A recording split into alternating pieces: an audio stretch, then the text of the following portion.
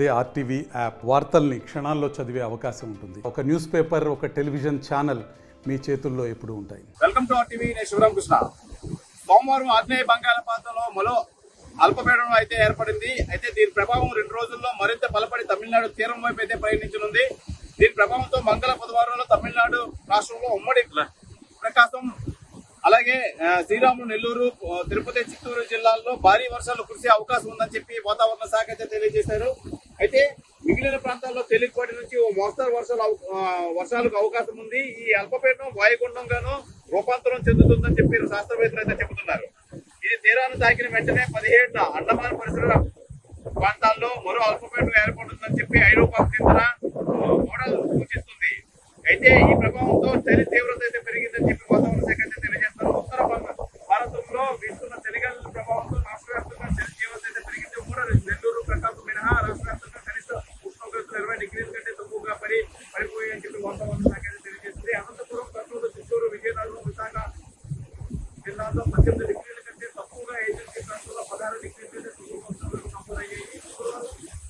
రాత్రి అల్లూరు సీతారామరాజు జిల్లా జీ వాడుగుల మండలం గ్రామాల్లో అత్యల్పంగా 8.9 డిగ్రీల ఉష్ణోగ్రత నమోదైందని, సోమవారం, మంగళవారాల్లో అరకు, సాలూరు తదితర ప్రాంతాల్లో కనిష్ట ఉష్ణోగ్రతలు 10 డిగ్రీల కంటే తక్కువగా నమోదయ్యే అవకాశం ఉందని వాతావరణ శాఖ అయితే తెలియజేస్తుంది.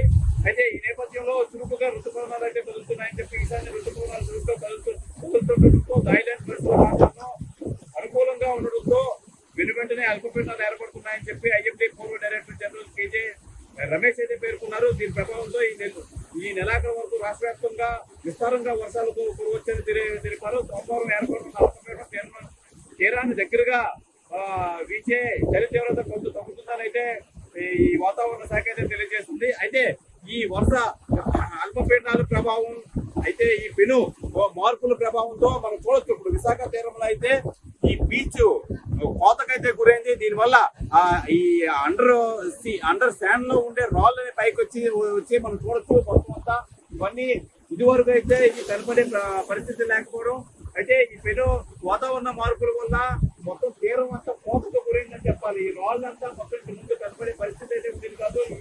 ఈ పెను వాతావరణ మార్పు వల్ల ఈ తీరం మొత్తం అంతా విశాఖ ఏదైతే వైఎంసీ ప్రాంతంలో ఎదురుగా ఉన్న ఈ బీచ్ దగ్గర అయితే మనం ఉన్నాం. దీని ప్రభావంతో మొత్తం మనం చూడొచ్చు. మనం వీడియోగ్రాఫర్లు అయితే చూపిస్తున్నారు ఈ రాళ్ళన్నీ బయటపడటం. అయితే విశాఖ వాసులంతా దీన్ని ఆతృతగా చూడటం కోసం అంతా తల్లి అయితే వస్తున్నారు. వచ్చి సెల్ఫీలు, ఫోటోలు, వీడియోలు అయితే తీస్తున్నారు. దీని ప్రభావంతో ఈ వాతావరణ మార్పు వల్లే ఈ ప్రధానంగా ఈ కోతకు గురవుతుందని చెప్పి వాతావరణ నిపుణులు అయితే తెలియజేస్తున్నారు. ఏదేమైనా రేపు సోమవారం మరో ఈ వాతావరణ మార్పు అయితే జరుగుతుందని చెప్పి ఇప్పటికీ వాతావరణ శాఖ అయితే తెలియజేస్తుంది.